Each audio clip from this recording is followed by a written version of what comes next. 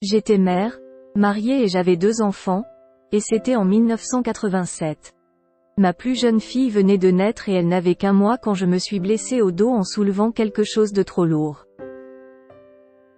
Environ 4 mois se sont donc écoulés avec les médecins qui m'examinaient.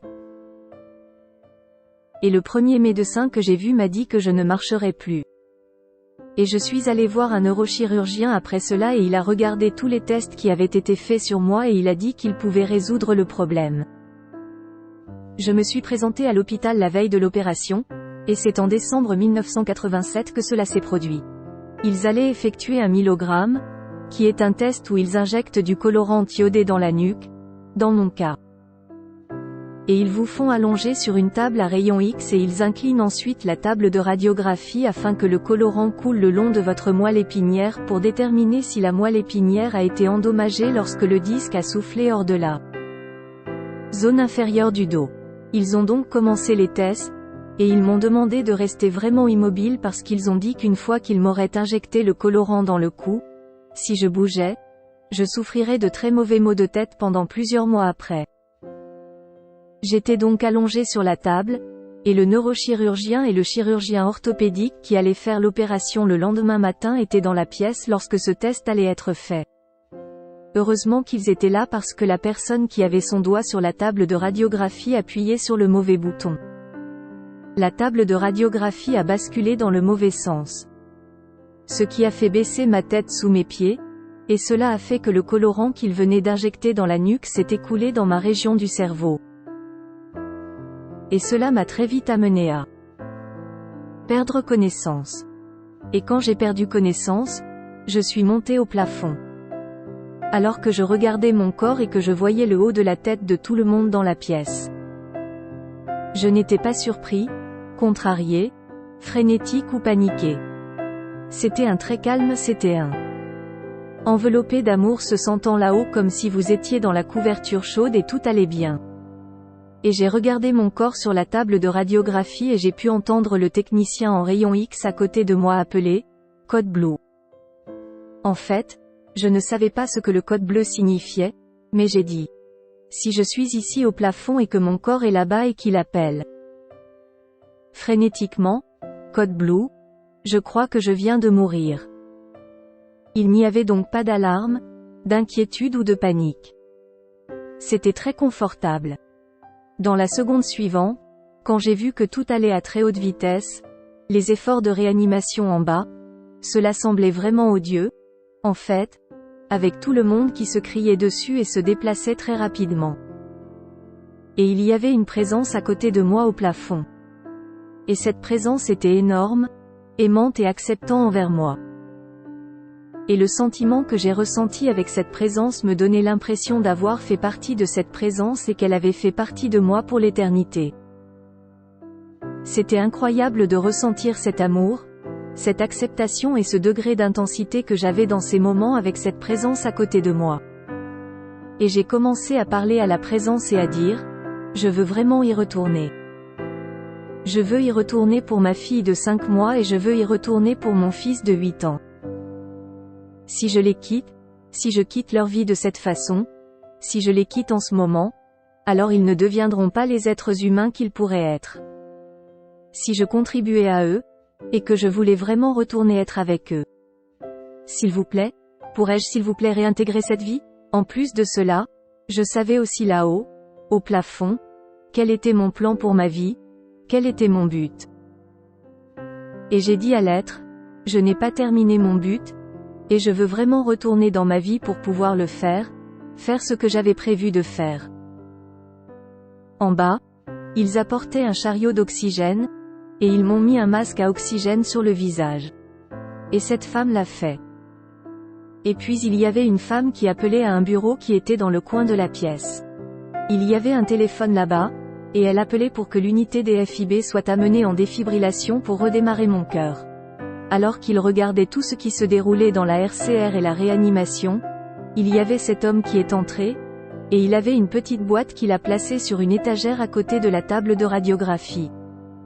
Pendant que je parlais à cet être, je regardais cet homme, et je ne savais pas vraiment ce qu'il faisait. Je suis passé instantanément du plafond à juste devant la boîte. Et il a actionné un petit levier sur le côté de la boîte, et il a allumé une lumière verte à l'intérieur de la boîte, et cela a fait que la boîte a commencé à faire un son monotone, et la petite lumière verte a traversé l'écran en ligne droite. Tout d'un coup, j'ai réalisé. Oh, c'est censé se passer comme ça. Et ce n'était pas l'enregistrement que j'avais une fréquence cardiaque. Quand j'ai réalisé que c'était un moniteur cardiaque, j'ai été instantanément remonté au plafond, puis j'ai eu la vue de mon corps sur la table de radiographie et au-dessus de tout le monde regardant leur tête et le trou étalé hors de la pièce. C'était donc très intéressant. J'ai donc vu ma propre ligne plate, et ce que le médecin a fait, le chirurgien orthopédiste, il a fait 2 pas en avant. Il a dit, tenez-vous à l'écart des gens qui faisaient la RCR et qui étaient autour de la tête de la table. Et ils ont reculé, et il a juste pris son poing, et il l'a arqué au-dessus de sa tête derrière son dos, et il a juste frappé le centre de ma poitrine. J'ai regardé cela d'en haut, et j'ai regardé mon corps réagir à ce coup, mais bien sûr, cela n'a pas redémarré mon cœur. Et puis il a arqué son bras en arrière et a frappé ma poitrine la 2e fois. Et quand il a frappé ma poitrine, mes yeux se sont simplement fermés d'en haut, et j'ai cligné des yeux, et je regardais droit dans son visage. Il a reculé, et les gens autour de la table ont reculé pour me stabiliser, et j'ai commencé à parler dans le masque à oxygène. J'étais très inquiète parce que je ne pouvais pas expliquer ce qui venait de m'arriver. Et je posais cette question, qu'est-ce qui vient de se passer? Qu'est-ce qui vient de se passer? L'infirmière s'est penchée sur moi et elle m'a dit, s'il te plaît, ne parle pas. Nous devons vous stabiliser. J'ai donc dû attendre environ 20 minutes jusqu'à ce qu'ils enlèvent le masque à oxygène. Et puis a commencé à laisser échapper ce qui venait de se passer. J'étais au plafond. Je pouvais tout voir. Je pouvais voir ce que nous faisions. Et le neurochirurgien, il a fini par dire. Oh, frère, vraiment sarcastiquement. Et cela m'a donné envie d'être cru. Alors j'ai dit, non, j'étais en fait au plafond, et je pouvais tout voir. Et c'est elle qui a apporté la carte d'oxygène et l'a connectée à mon visage. Et cet homme a apporté le moniteur cardiaque, et je l'ai regardé à plat. Puis vous lui avez dit cela, et il vous l'a dit. Et j'ai expliqué la conversation que les 2 médecins avaient eue juste avant de faire le battement précordial. Vous avez dit qu'il fallait rester clair. Tu as fait 2 pas en avant et tu m'as frappé à la poitrine. Mais cela n'a pas fonctionné la première fois. Et la 2e fois que tu m'as frappé, alors je suis revenu. J'étais au plafond, et le neurochirurgien avait, à ce moment-là, depuis qu'il m'avait fallu si longtemps pour dire tout ce qui était devenu blanc. Et il a juste regardé avec ça, comme, un regard de choc. Et puis il a juste dit. Je ne vais pas rester ici et écouter cela. Et il sortit de la pièce en trombe. Mais le reste des gens, tout le personnel de soutien et le chirurgien orthopédiste, ils sont restés dans la chambre. Et le chirurgien orthopédique a continué à me parler et à me dire, qu'avez-vous ressenti? Et qu'avez-vous ressenti? Et il m'a posé des questions, et j'y ai répondu, et tout le monde a écouté. Et puis, après m'avoir stabilisé davantage, ils m'ont mis sur une civière, et ils m'ont envoyé dans une chambre privée. Et à partir de ce moment-là, j'ai été opéré le lendemain matin. Et toutes les personnes avec qui j'ai interagi sont entrées dans ma chambre pour vérifier mes signes vitaux. Les médecins, tout le monde leur a demandé, qu'est-ce qui s'est passé pendant ce myélogramme? Qu'est-ce qui s'est passé? J'ai eu beaucoup de variables différentes sur ce qu'ils disaient, mais la plupart des gens n'en parlaient pas. Je veux dire, tout le monde n'en a pas parlé, mais ils ont dit, je ne sais pas de quoi vous parlez, ou, je ne vois rien dans les dossiers à ce sujet. Et cela m'a vraiment fermé quant à ce qui s'était passé.